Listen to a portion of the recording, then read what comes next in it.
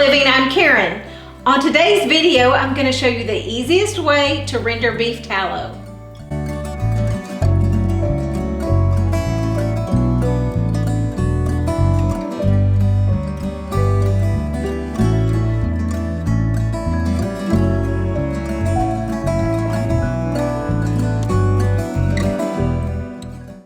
Let's go over the equipment list.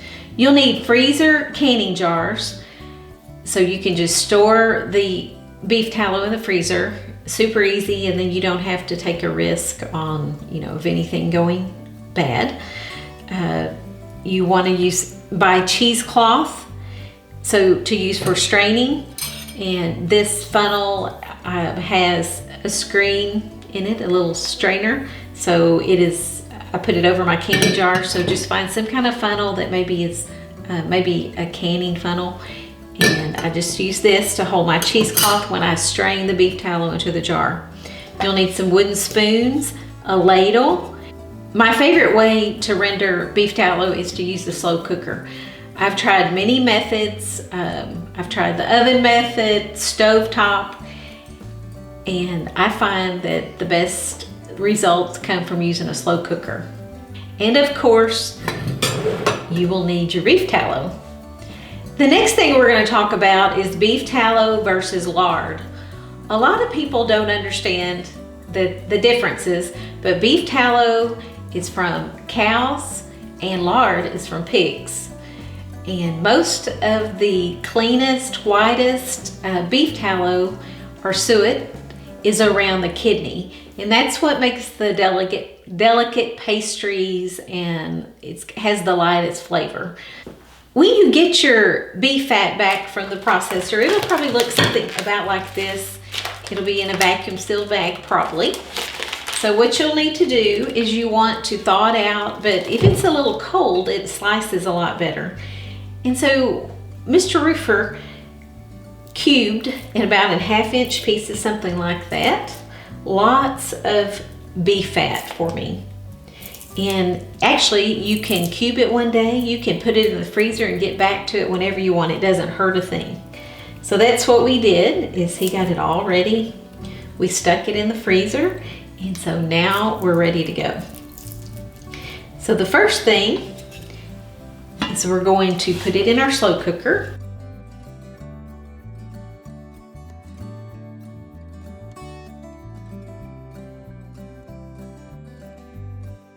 I like to add a little water because I usually use my tallow for things like pie crust and pastries, and I want it to be as white and clean as possible. So I put a little water to coat the bottom of the slow cooker just to make sure that while it's getting hot that it doesn't brown at all. You put your lid on and you plug it in and put it on low. Let's talk about beef tallow for a few minutes. We're grass-fed beef producers in the Texas Hill Country, and we use regenerative agriculture principles to raise our beef. So I am very comfortable with our product and using our beef tallow, but maybe you can find a local rancher in your area that's grass-fed and see if you can buy beef tallow, or maybe have an animal, buy a whole or a half beef.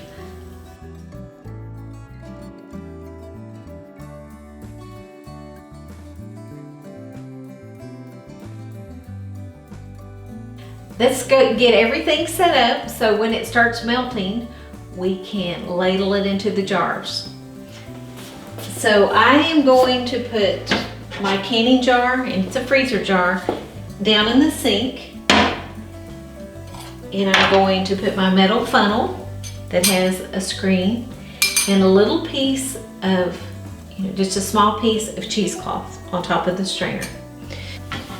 It's really important to stir your beef tallow often because you don't want any browning, and you don't want any browning on the sides of the crock. I'm going to show you some footage when we harvested a pig. You'll see some pictures of when we rendered the lard in an old black cauldron pot. My husband's family, that is the way that they would render lard every winter when they would harvest all their pigs and make sausage and lard for the year. As you can see in this picture of us rendering pork lard in the black cauldron, you'll see that I am stirring it with a very large wooden paddle.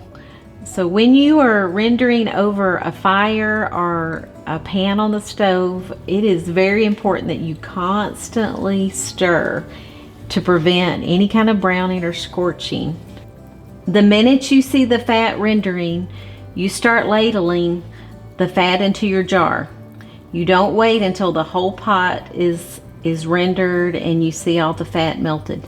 I'm just going to do a little at a time. Don't want my jar to break. I'm going to do it just real slowly, kind of let it run down the side of the funnel.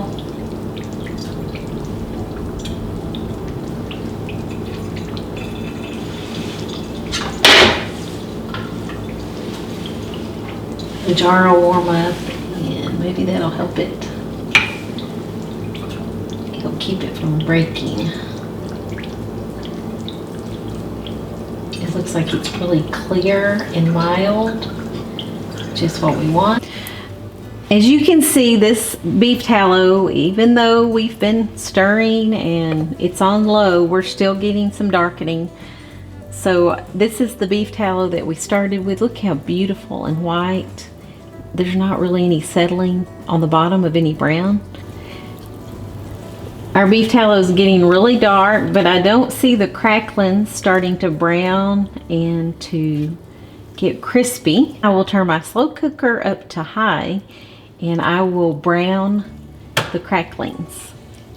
Now on beef tallow, you don't get too many cracklings. That's mainly, you get a lot of cracklings with the pork lard.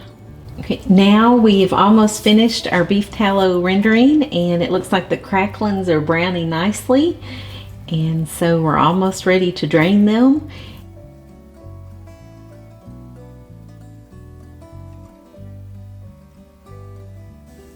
There's a few little tips that I'd like to give you that might help you when you're rendering beef tallow.